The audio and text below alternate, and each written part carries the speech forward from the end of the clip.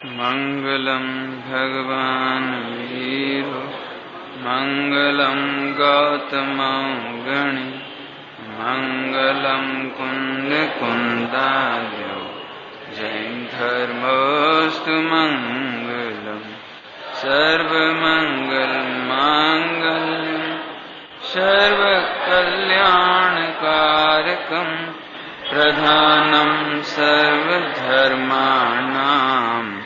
जैनम जयतु शासनम जैनम जयतु शासनम। बीतरागी देव शास्त्र जीवन प्रतिशासन। अपूर्व अवसर की चर्चा चल रही है। कैसा अपूर्व अवसर? चार गति के सुख दुख भोगने के अवसर तो अनंत बार आए। अनंतों बार जीव स्वर्ग में गया, देव हुआ, बहुत सुख भोगे, नरक में अनंत बार गया, मनुष्य में राजा अनेकों बार हुआ। माने लोक में जो अच्छा अच्छा हो सकता है वो अनेकों बार हुआ। वो अपूर्वता की बात नहीं है, परंतु चार गति का अभाव करके, दुखों का अभाव करके, जन्म मरण का अभाव करके ये जीव ने आज तक आत्मा आराधना नहीं की, बचने का उपाय नहीं किया, वो अपूर्व अवसर की बात चलती है। अभी तक के वर्णन में इतनी बात तो हो गई कि आत्मा तीन लोक का सर्वोत्कृष्ट शक्तिशाली पदार्थ है। मैं तीन लोक का सबसे सर्वोत्कृष्ट शक्तिशाली महापवित्र पदार्थ हूं। ये बात आज तक खबर नहीं थी। अभी जब खबर पड़ी तो क्या स्थिति बन गई? अरे रे, कोई चक्रवर्ती गुलामी करे, कोई राजा गुलामी करे, कोई राष्ट्रपति होए तो चपरासी की गुलामी करे? कभी ना करे। ऐसे ही ये भगवान आत्मा का वेदन हुआ, मैं आत्मा हूं ऐसा अनुभव हुआ, तब मन वचन और काया की जो प्रवृत्ति थी वो संक्षिप्त हो गई। आया ना?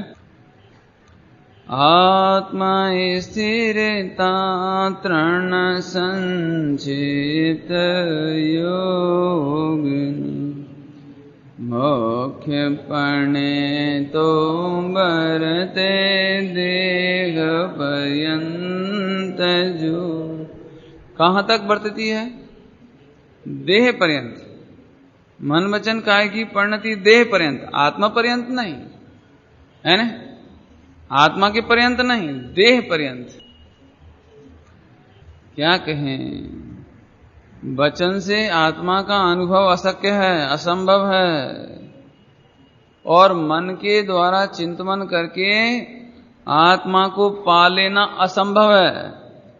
तो मन की प्रवृत्ति शरीर के लिए तो है, पांच इंद्रिय के लिए तो है, लेकिन मन के द्वारा आत्मा का अनुभव नहीं होता। मन के द्वारा आत्मा नहीं मिलता। वचन की प्रवृत्ति से बाहर का तो ज्ञान कर सकते हैं, करा सकते हैं, परंतु वचन से आत्मा कैसा है बोलो? अभी कैसे बोले आत्मा कैसा है? हैं? नहीं, चिंतन करके बोलो आत्मा कैसा है? हैं? शरीर के द्वारा बताओ आत्मा कैसा है? तो मन वचन काया के द्वारा आत्मा का अनुभव नहीं होता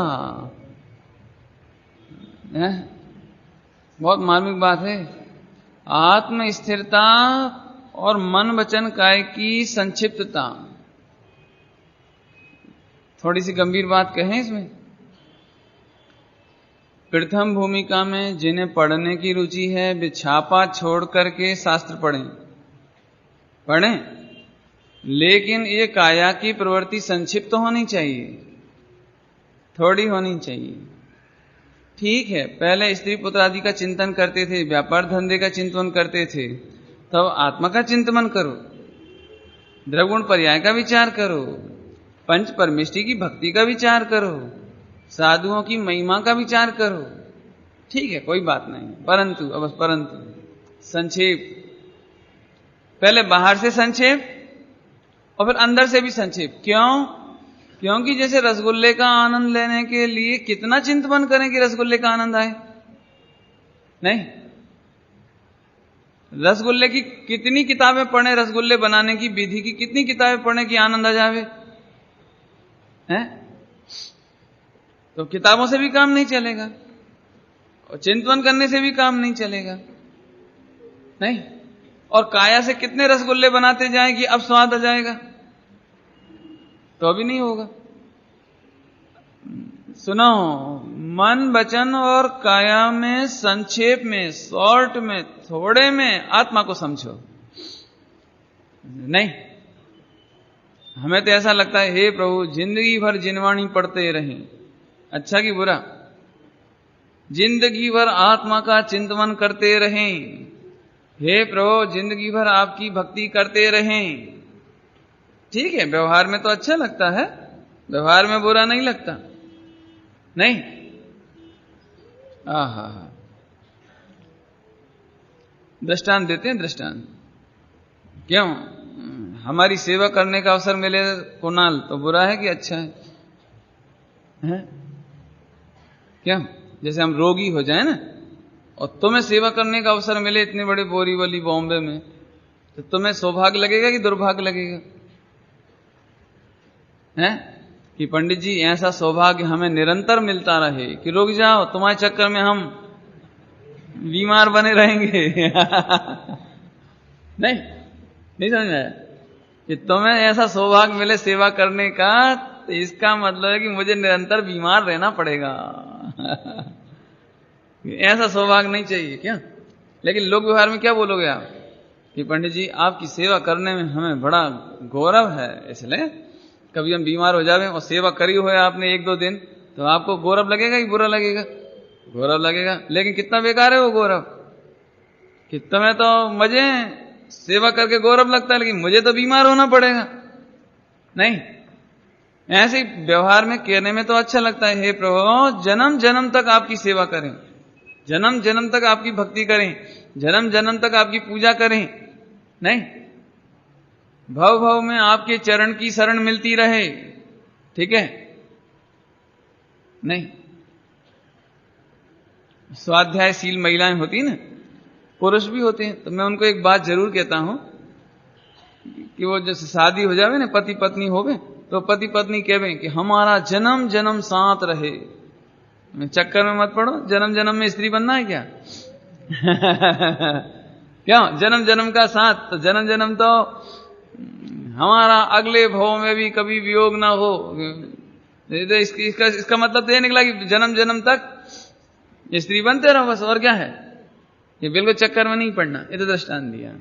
ऐसे ही प्रभु जब तक मुझे आत्मा की प्राप्ति नहीं होती हो तब तक तो मन वचन काय में पंच परमेष्टि रेवे, आत्मा का चिंतन रेवे, लेकिन संक्षिप्त समझ गए?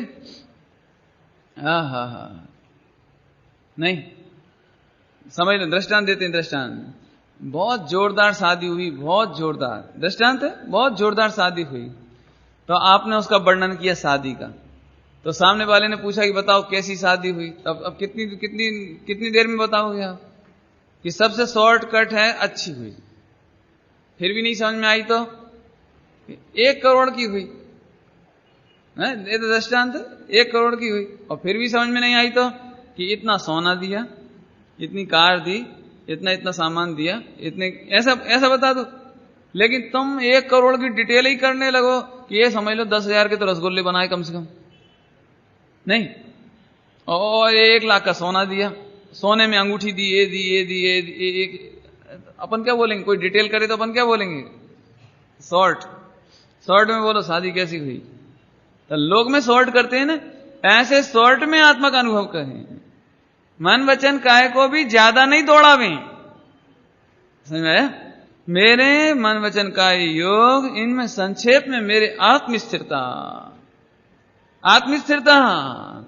भूखे आदमी को भोजन का कितना वर्णन सुनाए तो वो ये कहेगा अब तुम चर्चा ही करोगे कि बोलो। समझो, एक दृष्टांत है। शैलेश भाई, बहुत जम के भूख लग रही है और आपने बड़ी मुश्किल से 3 घंटे बैठा के 11 बजे बुलाया था भोजन के लिए और 2 बजे भोजन परोसा आपने। 3 घंटे तक आपने खूब मिठाइयों का वर्णन किया मेरे लिए, है ना? और इतने में एक भाग्यशाली थे ये पंकज कि ये ठीक 2 बजे ही आए। इन्हें भी भोजन परसा आपने, मुझे भी परसा। तो क्यों, मैं पंकज से कहूंगा कि तुम बहुत बैड लकी हो, 3 घंटे तक तुम्हें डिटेल सुनने को नहीं मिली। नहीं, रसगुल्ले तो मिल गए लेकिन डिटेल सुनने को नहीं मिली। ये बोलेंगे अच्छा हुआ, हमें तो हमें सुनना ही नहीं, सुनना क्या है। ऐसे ही भूखे व्यक्ति को भोजन करने का रस है, ऐसे आत्म रसिक को आत्म स्थिरता का रस है। बहुत मार्मिक वाक्य है इधर, प्रवचन करके प्रफुल्लित मत हो और प्रवचन सुनकर के प्रफुल्लित मत हो। पंडिताई आ गई हो तो ये कोई प्रसन्नता की चीज नहीं है। लिखने की कला आ गई हो, बोलने की आ गई हो, दुनिया को राजी करने की आ गई हो, रिझाने की आ गई हो, तो आत्मार्थी का लक्षण ये नहीं है। उसका लक्षण तो है तृण संक्षिप्त योग। अब तो समझ गए होंगे नहीं? हा कि साहब हमसे घंटों चर्चा कर लो। हमने कहा हमें नहीं करना घंटों चर्चा, नहीं समझ गए होंगे अब तो थोड़े में आगे। मुख्य पणे तो बरते देह पर्यंत, क्योंकि मन वचन काय की परिणति देह पर्यंत है, आत्म पर्यंत नहीं है। हैं? देह की परिणति, ध्यान से सुनना, एक मार्मिक वाक्य बताना है हमको। मन वचन काय की परिणति देह पर्यंत है, संबर निजरा मोक्ष पर्यंत नहीं है। सम्यक दर्शन नहीं है, सम्यक ज्ञान नहीं है, सम्यक चारित नहीं है, मोक्ष मार्ग पर्यंत नहीं है। देह की परिणति, जड़ की परिणति जड़ तक सीमित है। मन वचन काय की कितनी भी चेष्टा कर लेवे, कितना भी क्रियाकांड कर लेवे, कितना भी कर लेवे, लेकिन मोक्ष मार्ग नहीं होता। उससे तो उल्टा नहीं समझना, किसा फिर पूजा पाठ है कि व्रत उपवास, वो तो आपने कह दिया देह पर्यंत। कि समझो अच्छी तरह से, मुनि दशा भी आएगी, जंगल में भी जाओगे, कल वर्णन हुआ था, वो तो देह पर्यंत है। गुरुदेव श्री तो ऐसे फरमाते थे, अरे रे नग्न दिगंबर मुनि अनंति वेर हुआ, और कोई ने तीरों से छेद दिया और सारे अंग के घावों में मिर्ची भर दी और कढ़ाई में तल दिया। क्या किया? कढ़ाई में, उबलती हुई कढ़ाई में डाल दिया। कौन को? मुझे अनंती बेर। और आंख का कोना लाल नहीं हुआ, माने आंखों पे गुस्सा नहीं आया, तो भी तेरा है कल्याण नहीं हुआ, क्योंकि वो तो काया पर्यंत। मुख्य पढ़े तो बरते देह पर्यंत।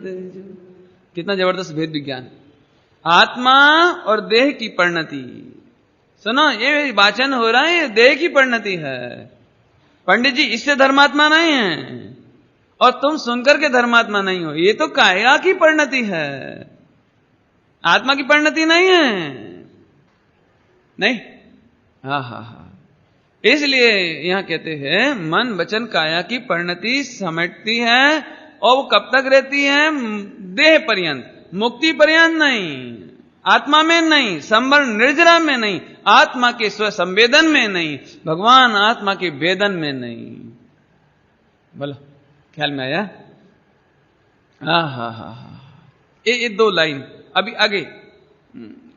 कल एक भाई ने पूछा था कि उपसर्ग और परिचय में क्या अंतर है। आया ना, इसमें 2 शब्द आए, घोर परिचय के उपसर्ग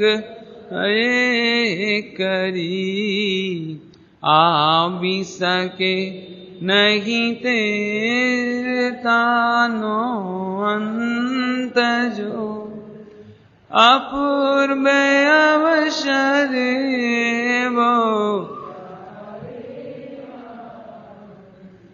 इसमें उपसर्ग और परिचय में क्या अंतर है? कि उपसर्ग तो कभी कभी होते हैं, उपसर्ग तो कभी कभी होते हैं, लेकिन परिचय डेली होते हैं। दिगंबर मुनि को भूख का परिचय, क्षुधा का परिचय रोज। क्यों? क्योंकि क्या कहें, 1/3 तो पेट को खाली छोड़ते हैं, 1/4 फोड़ते हैं ना, ऐसे 1/4 खाली छोड़ते हैं, और 2/3 पानी लेते हैं, 4 भाग करो पेट का, 4 भाग, तो 1 भाग तो हवा के लिए छोड़ते हैं और 2/3 पानी और 1/4 मैंने क्या 2/4 हाफ समझ लो पानी और 1/4 वो भोजन लेते हैं। इतना कम भोजन, 1/4 ओनली। टोटल ग्रास है 32 ओनली, 32 ग्रास। इसके बाद तो अगले दिन अंतराय हो जाए, आहार मिले ना मिले, क्षुधा परिसय, त्रसा परिसय, इसकी चर्चा हो गई थी। शीत परिसय, उष्ण परिसय है, ये तो परिसय हुए। दंश मशक परिसय, दंश मशक परिसय मैंने मच्छर आदि, मक्खी आदि डांस मारे, डांस डंक मारते हैं, बिच्छू आदि चढ़ जावे, सर्प आ जावे, सर्प है। पृथ्वी पर चलना, पृथ्वी पर सोना, ये रोजाना के, रोजाना के। हा, ये तो हुए परिसय, है ना।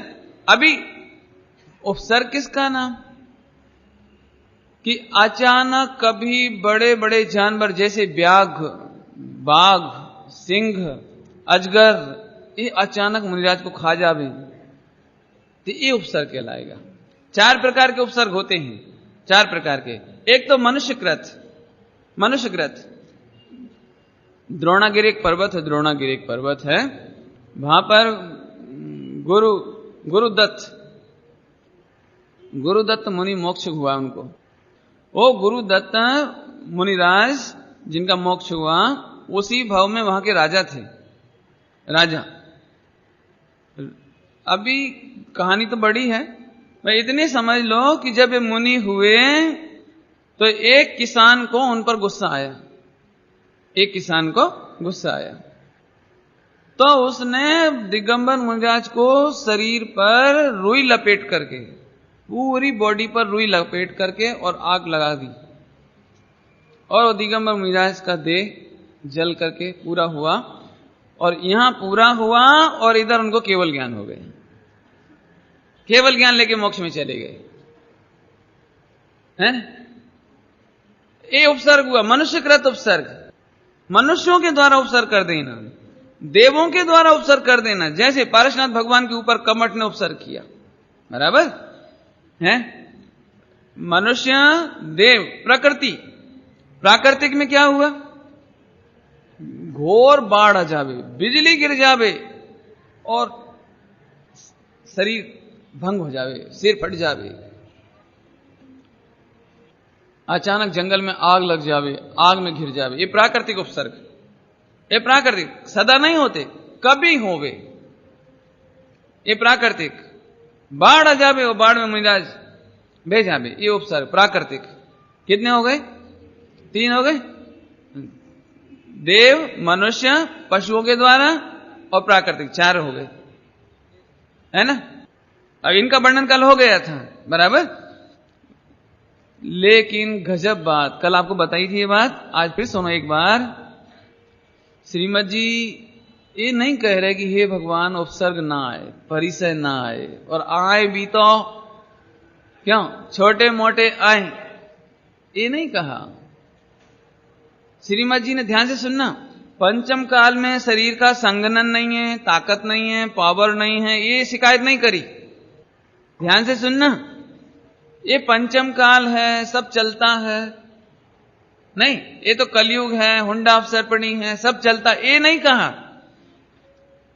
ये नहीं कहा कि घोर उपसर्ग नहीं आवे, पशु पक्षी मेरे नहीं खावे, मनुष्य नहीं मार डाले, देव मेरे ऊपर परेशान नहीं करे, ये नहीं बोला। घोर परिसय और घोर उपसर्ग भयभीत कर देने वाले, भय उत्पन्न कर देने वाले, ऐसे घोर परिसय और उपसर्ग आवे, लेकिन आ भी सके नहीं। आहा, लेकिन हमें तो आ नहीं सके, काय का, स्थिरता का अंत नहीं। क्यों, कॉलेज में झगड़ा हो जाए जुगल तो क्या करोगे, कि देखो साहब यदि 2-4 गालियां देगा तो मैं चुप सहन कर लूंगा, लेकिन फिर आगे ये नहीं कहा कि साहब आप हमें कोई ऐसा उपाय बता दो कि मैं उनकी 2 गालियों का जवाब 4 गाली से दूं। क्या वे यदि चाकू लेके आए तो मैं राइफल लेके पहुंच जाऊं, ये नहीं। आप तो ऐसा उपाय बताओ कि वे निरंतर गाली देते रहें, लेकिन मेरी पेशेंस, मेरा पेशेंस, मेरी सहन शक्ति, मेरी विल पावर कम ना हो। क्या चाहोगे बोलो? झगड़ा चाहते हो कि शांति चाहते हो? यहां ये कहा है मेरी स्थिरता का अंत नहीं आए। इसका मतलब एक बार उपसर्ग का अंत हो तो हो जाए, उपसर्ग घोर आ जाए, परिचय घोर आ जाए, तकलीफें बहुत आ जाए, प्रतिकूलता बहुत आ जाए, लेकिन मेरी स्थिरता का अंत नहीं आवे। उपसर्ग का अंत तो आएगा न्याय समझ में, उपसर्ग का अंत तो आखिर आएगा ही, और भगवान बन के मोक्ष में चले जाएंगे। उपसर्ग अनंत नहीं चल सकता। क्या कहा? उपसर्ग अनंत काल नहीं चल सकता, लेकिन स्थिरता पर कब तक की स्थिरता मांगी? कब तक की है? आ भी सके नहीं ते स्थिरता नो अंत। ईमानदारी से कहें तो ये अनंत काल सिद्धालय में भी स्थिरता चाहती है। फिर से कोई हमें मरते समय नवकार मन सुनाएगा कि नहीं, हमारी सेवा करेगा कि नहीं, ये चाहिए कि कोई सेवा करे कि ना करे, लेकिन मेरे संभाव हो, मेरे राग द्वेष नहीं हो। कोई करे कि ना करे, क्यों? नवकार मन सुनावे कि ना सुनावे, लेकिन मेरे को आकुलता ना हो, कसाय ना हो। बोलो क्या चाहिए? कड़क बात लगती होगी ना? क्यों? भूख लगने पर क्या चाहिए तुमको? रोटी चाहिए कि स्थिरता चाहिए? क्या चाहिए? क्या चाहिए? नहीं, क्षुधा परिचय ना, क्षुधा परिचय। बहुत जम के भूख लगे, लेकिन क्या चाहिए? आगे क्या चाहिए? मैंने कल बताई थी आपको ये बात। दिगंबर मुनिराज हैं, चाहें तो अपनी रिद्धियों का प्रयोग करके पेट भर सकते हैं। दिगंबर मुनिराज हैं, चाहें तो रिद्धि का प्रयोग करके रोग 700 बरस तक कोढ़ निचुड़ता था। कोढ़ समझते? कोढ़ समझते? गल जाता ना शरीर और उसमें खून और पीप निकलती रहे 700 बरस। और रिद्धि, स्वयं के पास रिद्धि, चाहे तो 1 सेकंड में पूरा रोग दूर। क्या गजब है! क्यों? बहुत जम के ठंड लग रही हो तो रजाई ना मिले तो ना मिले, लेकिन भावना तो हो सकती ना रजाई की। कुछ क्या बोलते हो? रजाई बोलते हैं? नहीं, भावना तो करोगे ना। दिगंबर मुनिराज बनखंड आदि में इतना ठंड पड़ती हो, लेकिन अंदर में ये भाव नहीं आता, ये भाव नहीं आता कि आज घर में होते तो कम से कम इतनी ठंड तो नहीं लगती। ये भाव नहीं आता। ध्यान से सुनना, किसका नाम साधकपना है? दिगंबर मुनिराज हो, ठंड के दिन हो और पीछे कोई मनुष्य खड़ा हो और सामने से सूरज की घाम आती हो, धूप आती हो, तो मुनिराज को ऐसा विकल्प नहीं आता कि ये मनुष्य यहां से सरक जाए तो मुझे जरा धूप मिल जाए। गर्मी के दिनों में खिड़की बंद हो ना, बंद, तो मुनिराज खिड़की खोले नहीं, बंद हो तो खोले नहीं, जबकि बाहर बढ़िया शीतल हवा चल रही है। यदि ये खिड़की खोल देंगे तो शीतल हवा मिलेगी। ये अंदर में ऐसा भाव नहीं आता कि खिड़की खोल दो। और यदि खिड़की खोल दें तो वे नहीं खोलें, श्रावक खोल दे तो उन्हें ऐसा अंदर से नहीं लगता कि चलो थैंक्स, हमने तो कहा नहीं था, तुमने खोल दिया, लेकिन ठीक है, अब थोड़ा ठीक है। नहीं, ख्याल में ऐसी अद्भुत दशा होने पर अरे रे, मेरे को स्थिरता चाहिए। ठंड के समय में रजाई का विकल्प नहीं, स्थिरता चाहिए। दिगंबर मुनिराज के पास ठंड के समय में भी एक अग्नि धारणा होती है। अग्नि धारणा ध्यान की एक विधि है, उसमें अग्नि धारणा। चाहे तो शरीर इतना गर्म हो जावे ठंड के दिनों में कि बिल्कुल ठंड ना लगे, लेकिन धन है दिगंबर मुनिराज कि जो उस ठंड के समय में भी अग्नि धारणा नहीं लगाती। बोलो, गर्मी के समय में चाहे तो पवन धारणा लगा ले, लेकिन नहीं लगाती। माने रिद्धि सिद्धियां हैं? कल कोई पूछ रहा था, तो फिर इन रिद्धि सिद्धि का क्या करते हैं? इतनी रिद्धि सिद्धियां हैं ना, क्यों? जब औषधि नाम की रिद्धि है तो औषधि नाम की रिद्धि से रोग दूर करो, नहीं, लेकिन नहीं करते। सुनो, पेशेंस की परीक्षा है, आत्मा की महिमा की परीक्षा है कि तुम्हें आत्मा का वजन है कि शरीर का वजन है।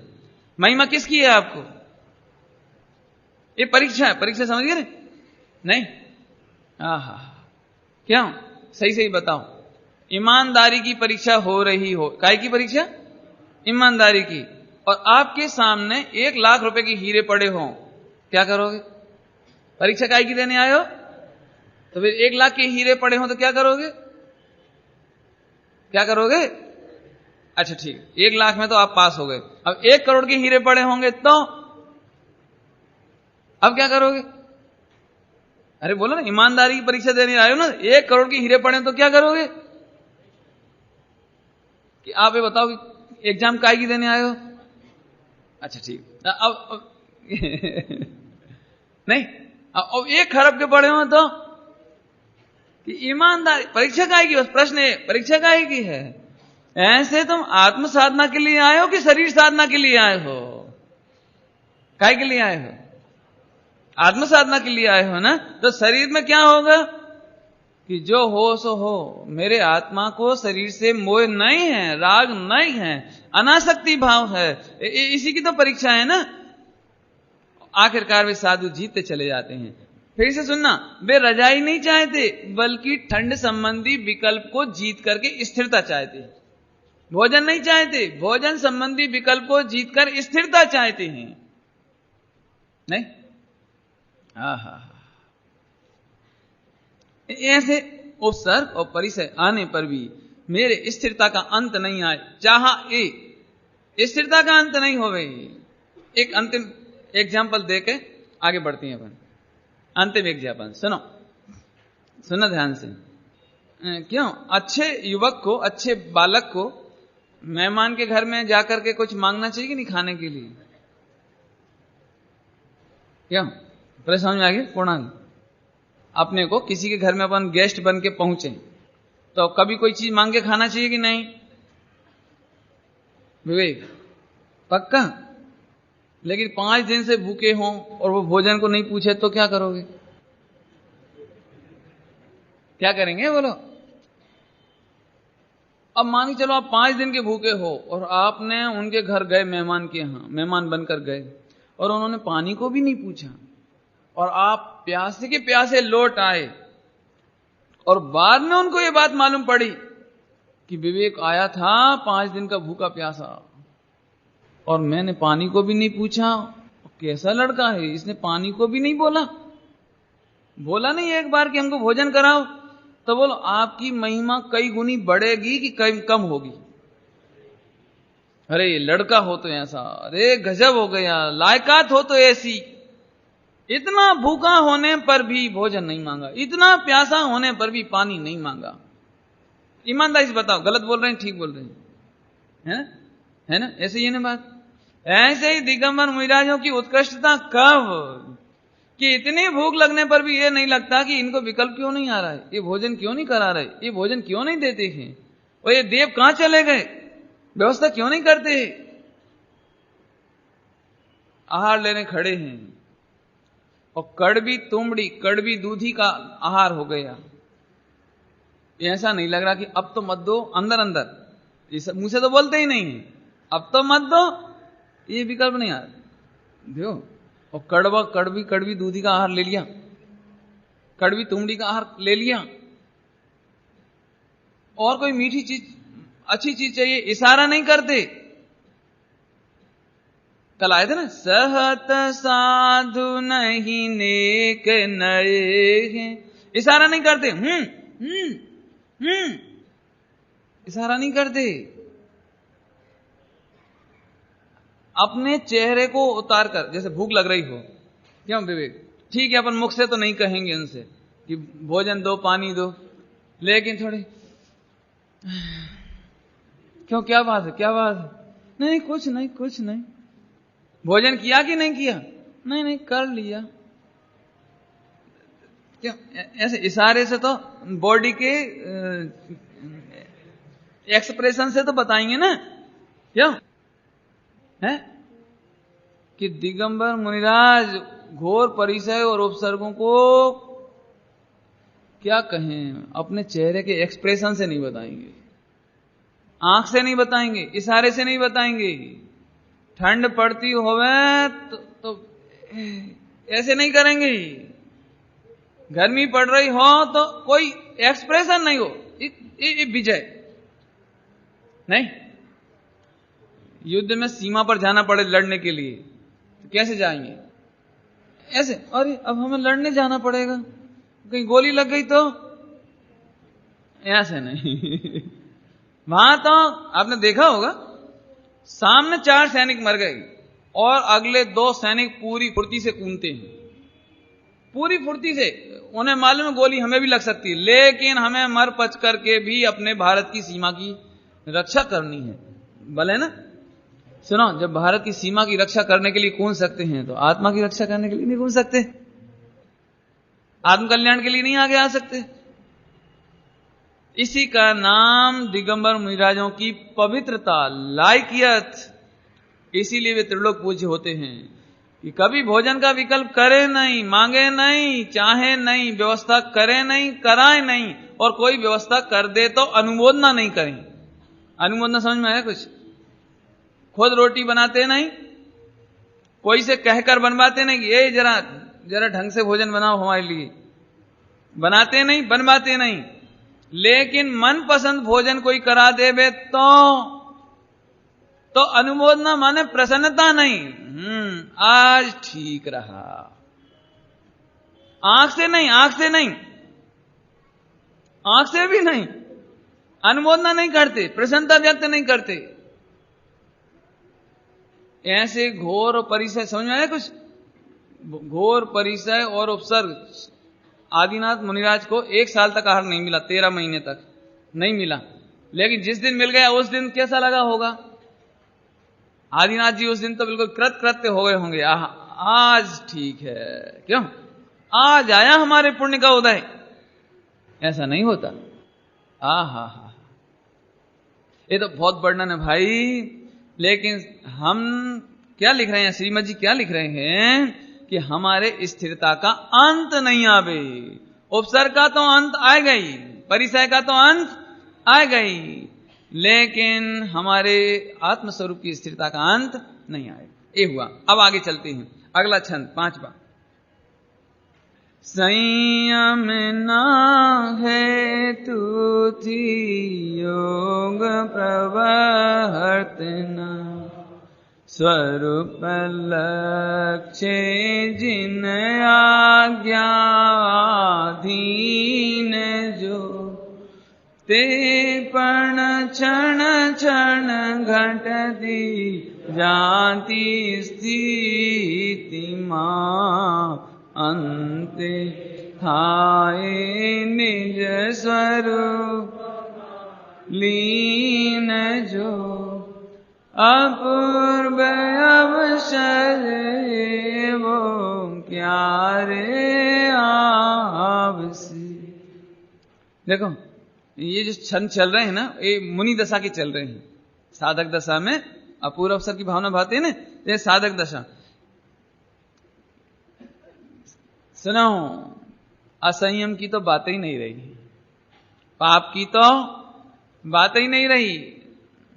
मैं क्यों कह रहा हूं ये हसमुख भाई?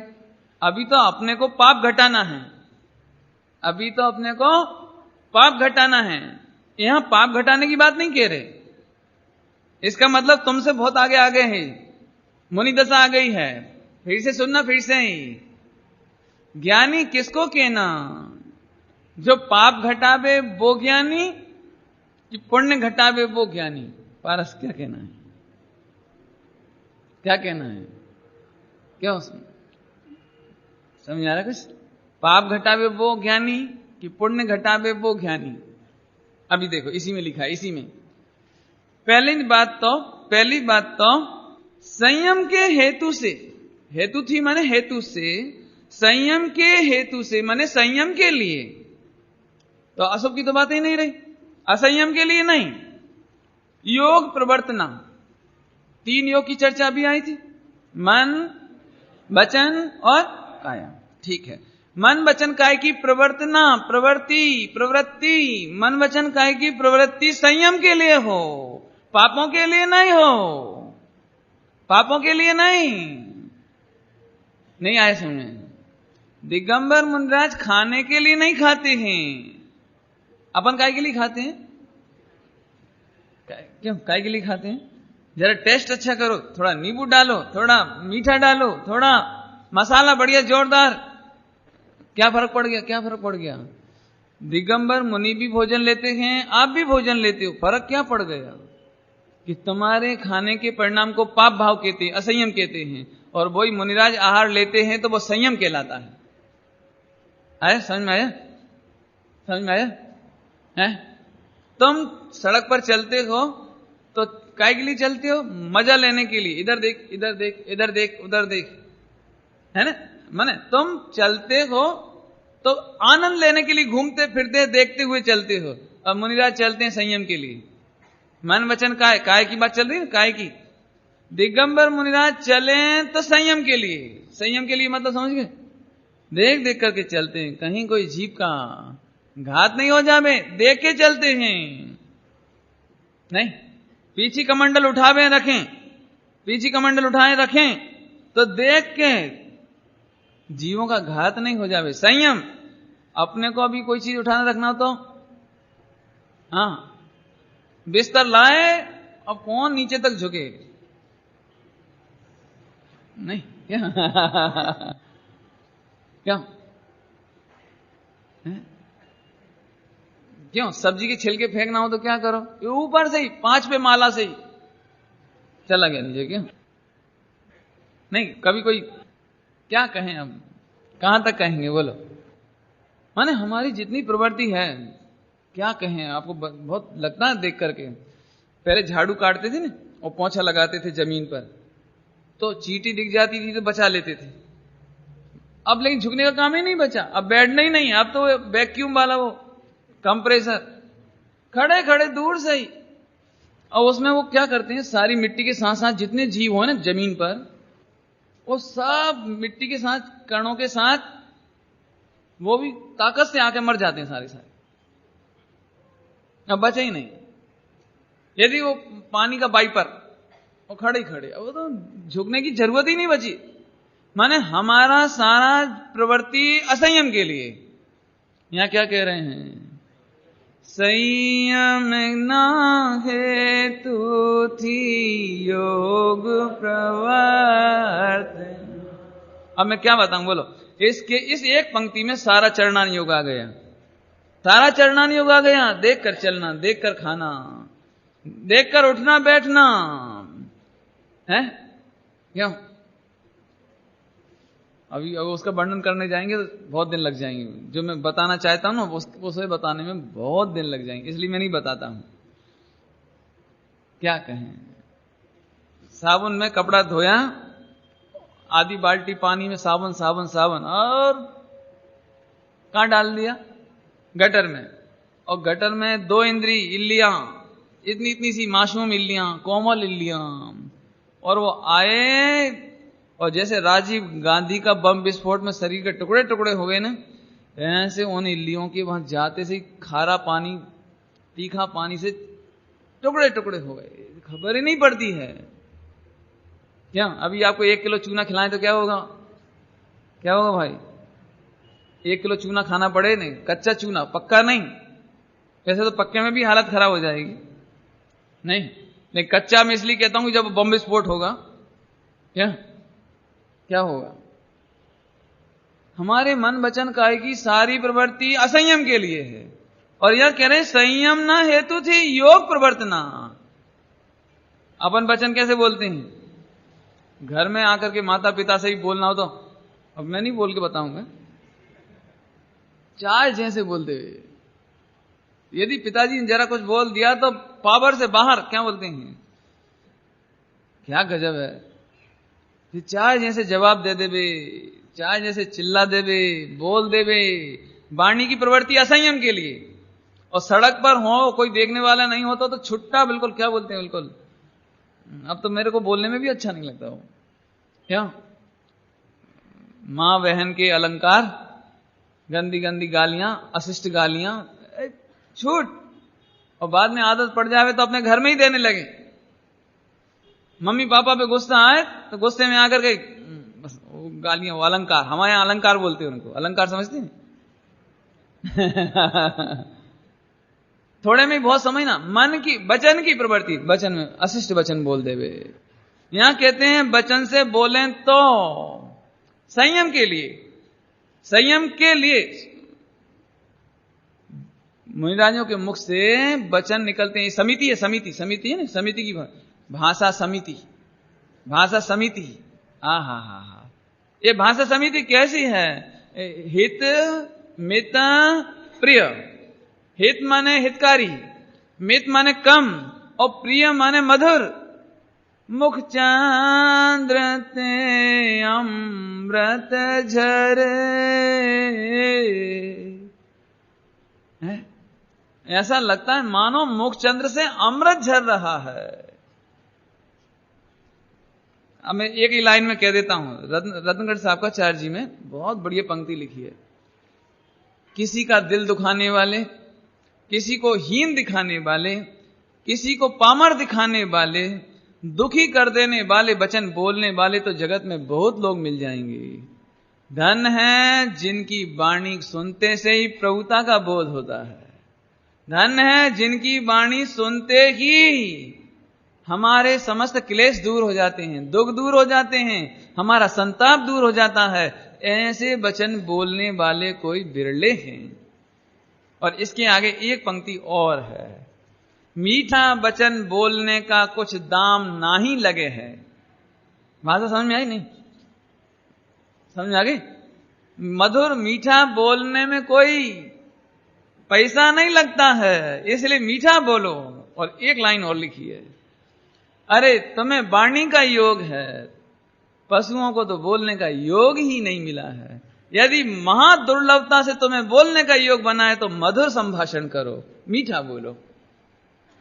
भाषा समिति, पहले तो मुनिराज बोलते ही नहीं, बोले तो हितकारी, मित माने कम, और हित मित और प्रिय, प्रिय माने मधुर बोलते हैं। किसी को दिल दुख जाए ऐसा नहीं बोलते हैं, नहीं, ऐसे 5 समिति लगा लेना यहां, है ना?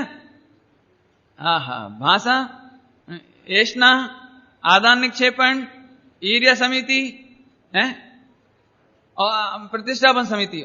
आदान निक्षेपण है ना, वो प्रतिष्ठापन में हो गया। ऐसे और देख लेना, ऐसे समिति माने हित मित प्रिय, अच्छा काम करते हैं। ठीक है, संयम के लिए मेरी प्रवृत्ति हो, मन वचन काय की प्रवृत्ति संयम के लिए।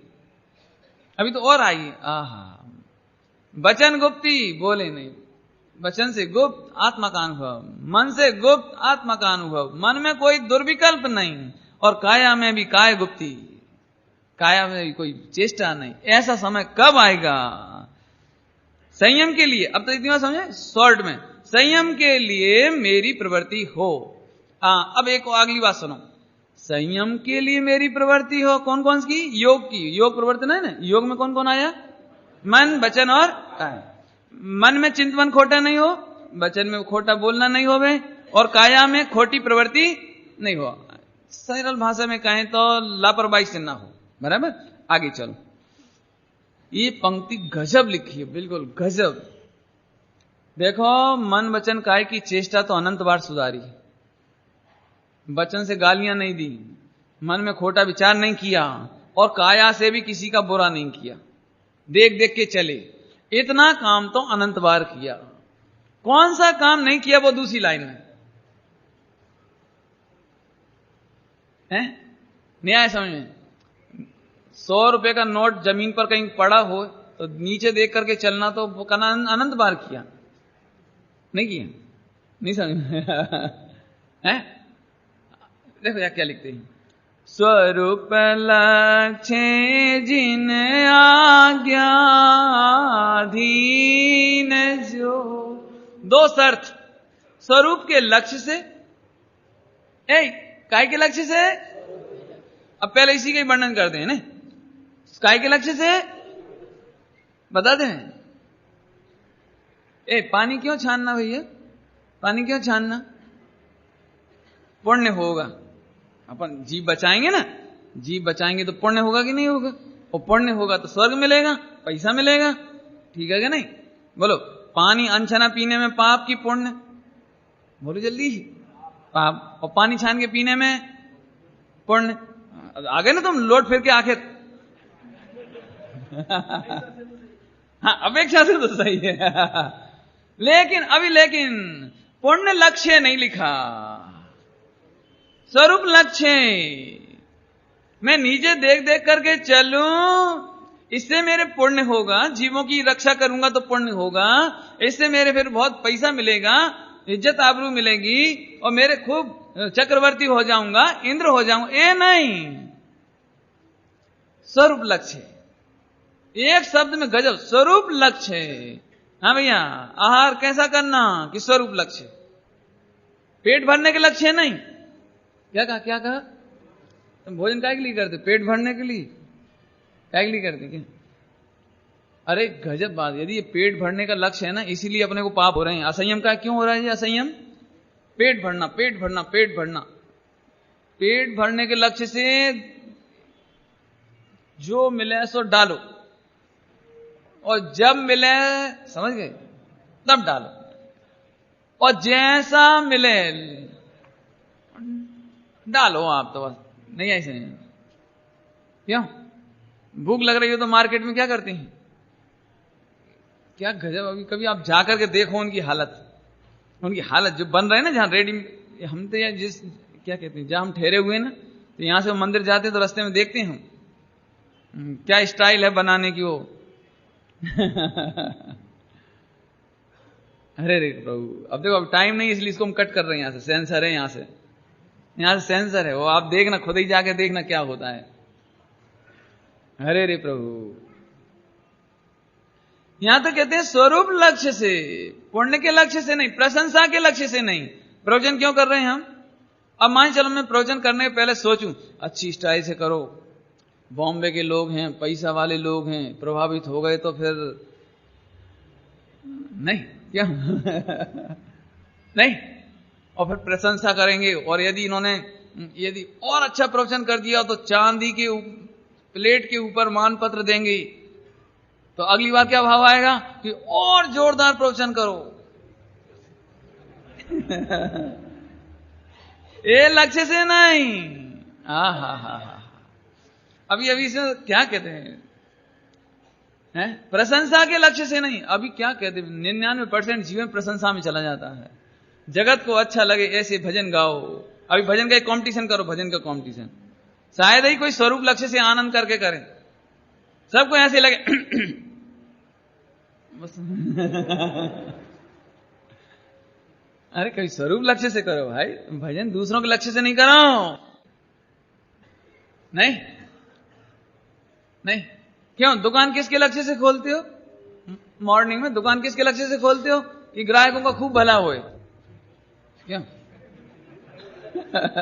इस लक्ष्य से नहीं है, इस लक्ष्य से नहीं। भले ही आप दुकान पे लिख दो, हम आपकी सेवा में, ऐसा कोई लिख देते, आपकी सेवा में 24 आवर्स पीसीओ हाउस, भले लिखा हो आपने 24 आवर आपकी सेवा में, सेवा वेवा का की। लक्ष्य तो एक ही है ना, लक्ष्य तो एक ही है ना। क्यों? दुकान पर ग्राहक आ जावे, कपड़े का होलसेल का मार्केट हो, बिजनेस हो आपका, और ग्राहक आ जावे तो आप उसे लस्सी पिलाओगे, काहे के लिए? कि इसका गला ठंडा हो जाए। नहीं, इसलिए ना, काहे के लिए लस्सी काहे के लिए पिलाओगे? एक ही तो है लक्ष्य। तो समझ गए मेरे मतलब? नहीं, उसे उठाएंगे, बिठाएंगे, यदि वक्त पड़ जाए तो भोजन भी करा देंगे, सब कर देंगे, उससे 2 घंटे बात कर लेंगे, सब करेंगे, लेकिन लक्ष्य। अब तो समझ गए दृष्टा?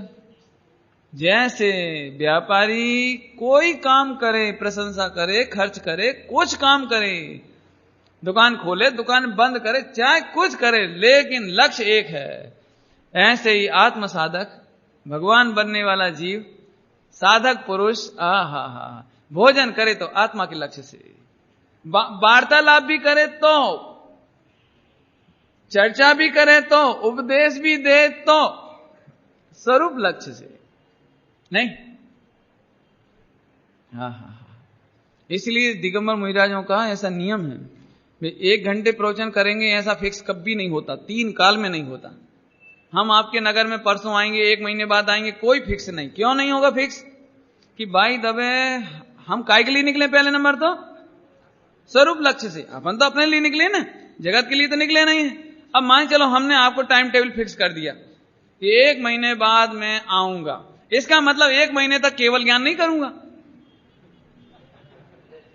यही मतलब निकला ना कि भाई दा केवल ज्ञान आने वाला होगा तो ध्यान में बैठे होंगे तो लक्ष्य क्या चलेगा कि 1 महीने बाद, 1 महीने बाद, 1 महीने बाद तो केवल ज्ञान जाएगा ना, केवल ज्ञान दूर हो जाएगा।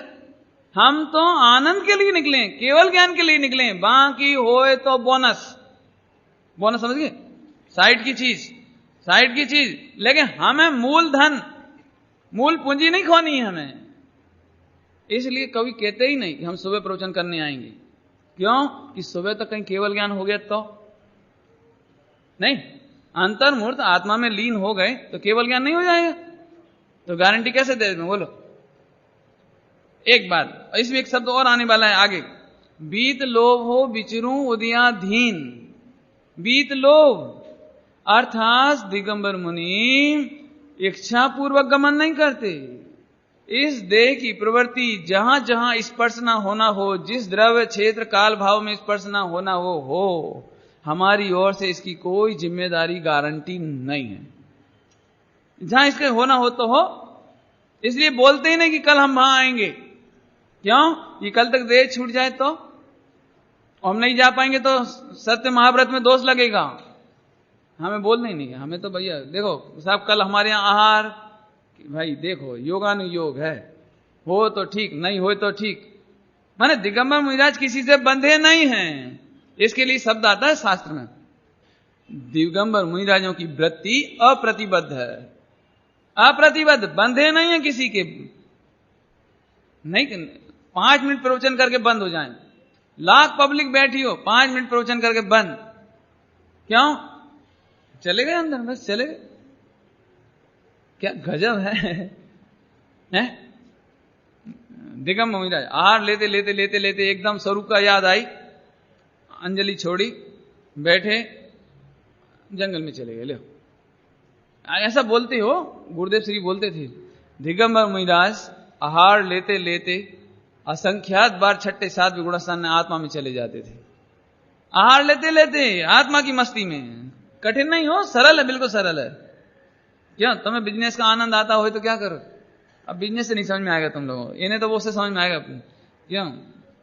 क्या कह रहे भाई, तुम्हारी मन भावन पिक्चर आ रही हो शाम को 5:30 बजे रविवार के दिन, नहीं, और टिप भोजन कर रहे हो, भोजन तो भोजन करते करते कितनी बार यहां का तो भूल ही जाते हैं है कि नहीं, कुछ लक्ष्य कहां चला जाता है, नहीं, कितनी बार जाता हो? क्यों?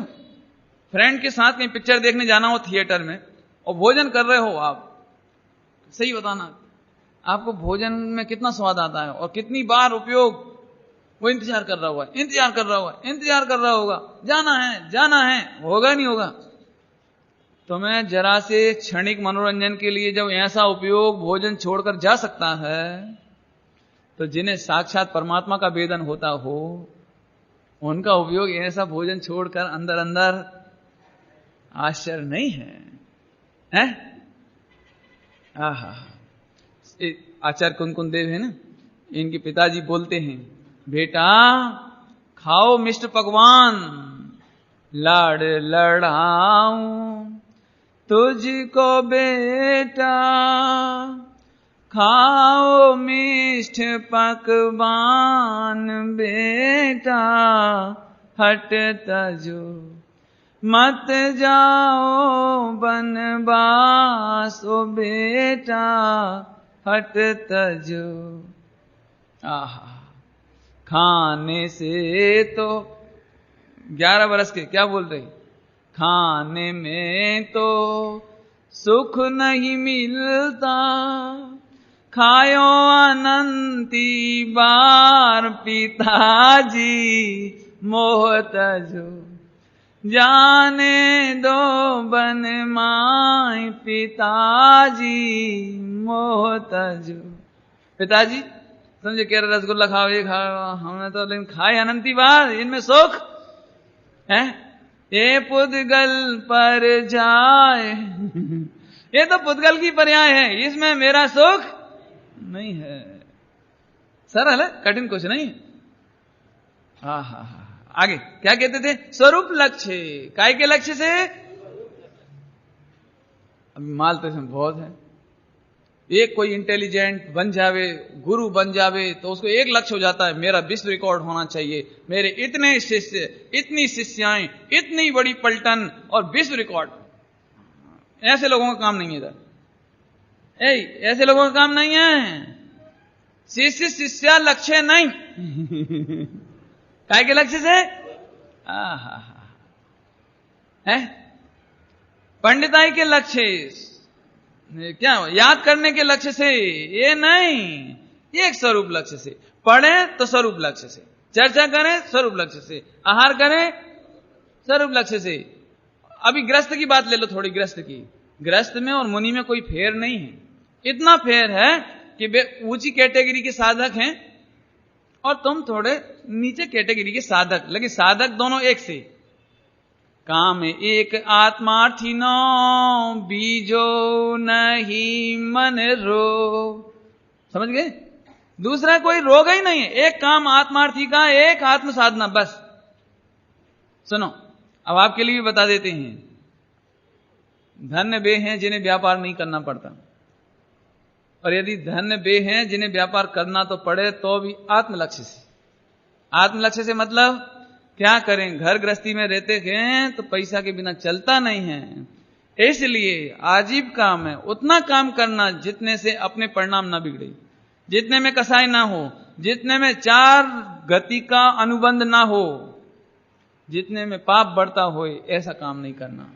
सरल भाषा में कहें, जिसमें अपने परमात्मा का तिरस्कार नहीं हो, ऐसा व्यापार करना। जिससे अपने परमात्मा का अवर्णवाद ना होता हो, अशातना ना होती हो, इस प्रकार से व्यापार करना। थोड़े में बहुत कह दिया, थोड़े में बहुत कह दिया। धन बढ़ाने के लक्ष्य से धन नहीं कमाना, करोड़पति अरबपति खरबपति होने के लक्ष्य से धन नहीं कमाना। काय के लक्ष्य से? स्वरूप लक्ष्य से। विवाह करने का इनकार नहीं है। गृहस्थ की बात चल रही, श्रीमद जी वाली नहीं चल रही। श्रीमद जी तो मुनि दशा की भावना भा रहे हैं। ये तो हम आपको समझाने के लिए साइड में बात ली है कि मुनि दशा की बात तो बहुत आगे की है, लेकिन अभी भी आपकी जो प्रवृत्ति हो, खाने की, कमाने की, व्यापार और आदि आदि सब लगा लेना, वह सब संयम के लिए होनी चाहिए। स्वरूप लक्ष्य से होनी, स्वरूप लक्ष्य से। समझ में? काय के लक्ष्य से? स्वरूप लक्ष्य से। मतलब समझ गए? व्यापार करो लेकिन अपने परिणामों की हानि करके नहीं। आप करो, जरूर करो, आपको विवाह करना है जरूर करो, लेकिन मर्यादित जीवन, अमर्यादित जीवन नहीं, कुशील का जीवन नहीं, खोटा जीवन नहीं, निंद जीवन नहीं। आप करो, कौन इनकार करता है?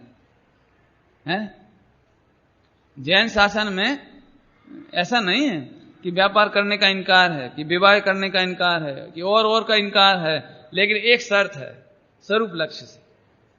स्वरूप लक्ष्य से, इसको सरल भाषा में कहें तो अन्याय नहीं करना। क्या नहीं करना? अन्याय नहीं करना, अनीति नहीं करना और अभक्ष नहीं खाना। आप खाओ, आपको भूख लगती है 2 बार खाओ, आप 3 बार खाओ, कोई बात नहीं, लेकिन असंयम के लिए नहीं। अभी अपना भोजन काय के लिए है? भोजन करके क्या करना चाहते हैं अपन? व्यापार धंधा, पाप, गुस्सा, लड़ाई झगड़ा नहीं, काय के लिए करना है? अपना भोजन किस काम आता है? किस काम आता है? नहीं, हर चीज में लगाना, हर चीज में। वस्त्र हो संयम के हेतु, उच्छृंखल नहीं हो, कुशील भरे वस्त्र ना हो, कुशीलता के हेतु से ना हो। ये तो कहां तक वर्णन करेंगे, ये तो लिस्ट ही बनाओगे तो बहुत बड़ी हो जाएगी, लेकिन अभी तो थोड़े में बहुत समझो। हाँ, क्या आया शब्द? स्वरूप लक्ष्य। इतना का हमने शॉर्ट में कर दिया हो। अभी दूसरा लो, जिन्ना ज्ञाधीन जो, सुनो, ये नहीं कहा पारस, मन मर्जी आधीन जो। समझ गए? नहीं, पानी छानोगे ये तो ठीक, लेकिन जिनाज्ञा अधीन नहीं। अब तो समझ गए? भोजन करो लेकिन जिनाज्ञा अधीन। भोजन तो सभी कर रहे हैं, भोजन तो चिंटी भी कर रही है, नहीं कर रही है? भोजन तो सुअर भी कर रहा है, भोजन तो कुत्ता भी कर रहा है, तुम भी भोजन कर रहे हो। बोलो तुम में और कुत्ते में क्या फर्क है? कुछ फर्क है? नहीं है। बहुत कड़क भाषा बोली मैंने ना, कि कहां डीओजी और कहां जीओडी। नहीं क्या? कहां भगवान आत्मा जीओडी गॉड, और कहां डीओजी। आप भी साहब कहां की तुलना करने बैठ जाते हो। तो हम आपसे ही पूछ रहे, आप में और उसमें कोई अंतर है क्या? नहीं, कि आप मर्यादा के अधीन बरतते हो, अपने माता पिता की मर्यादा, समाज की मर्यादा, देश की मर्यादा के अधीन बरतते हो, नहीं? और कुत्ते का कुछ नहीं है। बंबई का कुत्ता और हमारे गांव के कुत्ते में कुछ फर्क ही नहीं मिला हमें, नहीं समझ आए? ऐसे ही वहां फिरते हैं, जहां चाय डाल दो वहां खा लेते हैं, चाय जब डाल दो तब खा लेते हैं। और पाकिस्तान में भी ऐसे ही हैं। मैंने कोई फर्क नहीं है, लेकिन मनुष्यों में कितना फर्क है ना? पाकिस्तान और भारत के मनुष्य, मैंने अपने जैनों में कितना फर्क है। ये काय का फर्क है कि हम मर्यादा में जीवन जीते हैं। इतनी बात तो समझ गए है ना? अब मैं फिर से आ जाता हूं जल्दी से। आचरण तो सभी करते हैं, भोजन तो सभी करते हैं, कपड़े तो सभी पहनते हैं, शादी विवाह तो सभी करते हैं, व्यापार धंधा तो सभी करते हैं, लेकिन धन है जो जिन आज्ञा के अधीन करते हैं। नहीं, साधु तो बहुत प्रकार के हैं, साधना भी बहुत प्रकार की है, धन्य तो वे हैं जो थोड़े में बहुत, समझ गए? नहीं है? क्या कहें? अब मैं इसका अर्थ कल करूंगा, अभी तो टाइम हो गया, कल करेंगे थोड़ा सा इसका अर्थ। जिनाज्ञा अधीन, अरे अभी अब मैं कुछ बोल ही नहीं पा सकता, अभी समय नहीं तो बोल नहीं सकते अभी। क्यों? सचिन तेंदुलकर के कप्तानी में खेलना पड़े तो कैसा लगेगा? जल्दी समझ में आ जाते दृष्टांत। क्यों? सचिन तेंदुलकर की टीम में तुम्हें लिया जाए और वो कहेगा ए स्लिप पे लगो, तो तुम्हें क्या लगे? ए तुम्हारे अनुसार क्यों खेलें, हम तो यहीं खड़े होंगे। ऐसे गली मोहल्ले में ऐसा होता है, हम तो यहीं खड़े होंगे, बने सो करो, हम तो यहीं खड़े होंगे। कि नहीं भैया, तुम मालूम नहीं कौन सचिन।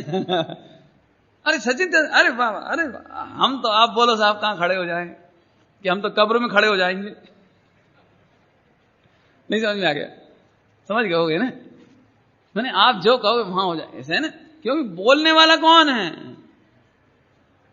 सुनो, कानून बनाने वाले शराब पीते थे, कानून बनाने वाले मांस खाते हैं। मजबूरी में तुम कानून की मर्यादा में तो रहते ही हो ना, पुलिस की मर्यादा में तो रहते ही हो ना। ले तीन लोग के नाथ, इनके कानून अनादि अनंत हैं, ये वस्तु स्वभाव के अनुकूल हैं, त्रैकालिक हैं, त्रैकालिक। बोलो तुम्हारे को गौरव कब होना चाहिए? भगवंतों की जिस पंथ चले भगवंत वही आचरी। एक तरफ भगवान तीन लोग के नाथ की मर्यादा में चलना, उनकी आज्ञा में चलना, और एक सड़क छाप किसी व्यक्ति, कोई हीरो, कोई नेता, उसकी मर्यादा में चलना। मेरे को कल यहां से जाने के बाद बहुत विचार आए। एक घोर परिसर अफसर का नाम लेके डरना नहीं बिल्कुल भी। आप जरा सी वो जयललिता के नाम पे 13 लोगों ने आत्मदाह कर लिया, पढ़ा ना अखबार? 13 लोगों ने सुसाइड कर लिया। जयललिता से क्या मिलता था उसको बताओ? रोटी मिलती थी, पैसे मिलते थे, रोजगार मिलता था, क्या मिलता था? नहीं।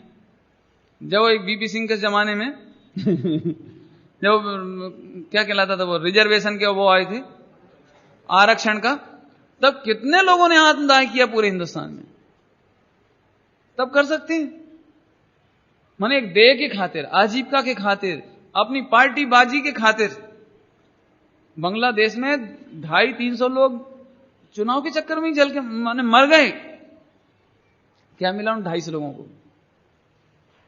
ऐसे ही अनादिकाल से हो रहा है और अनंत काल तक होगा।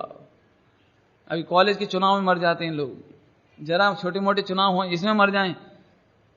यदि कोई अपना जीवन इन अनावश्यक चीजों के लिए खो सकता है, तो हम तो अपने आप को सुखी करने के लिए, अपने भगवान बनने के लिए ये बातें कर रहे हैं, और इसमें गारंटी है हमें इससे लाभ होगा। अभी कुछ नहीं, आप सड़क पर खड़े रहो तो आप भी मूड में आ जाओगे, बिल्कुल पावर में, क्या बोलते हैं वो, जोश में। आपको जरा, हमारे गांव की भाषा में तो ऐसा बोलते हैं, आप क्या क्या बोलते हैं बता देना, कि वो चने के झाड़ पे चढ़ा देते हैं, नहीं क्या बोलते हैं, ऐसे ही बोलते हैं क्या?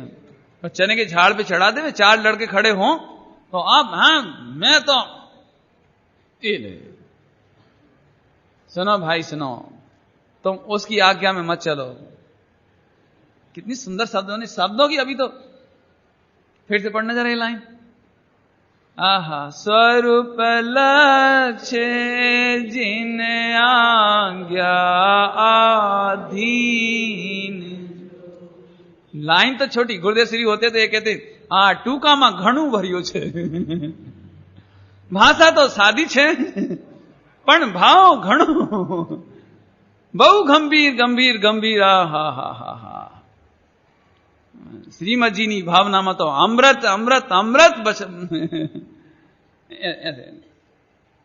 अब थोड़ा का बहुत समझना, मैंने जो शब्दों का इशारा किया है, एक एक शब्द में, एक एक शब्द 4 लाइन पढ़ के चलते हैं। मैंने 10 मिनट ज्यादा ले लिए, क्षमा करना है, क्या करें, अभी भी पेट नहीं भरता, वो करें क्या नहीं।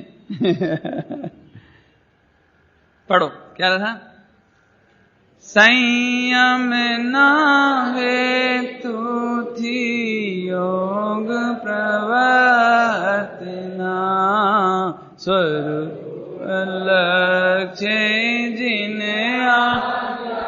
आधीन जो, ते पण क्षण क्षण घटती जाती स्थिति मां अंतिम।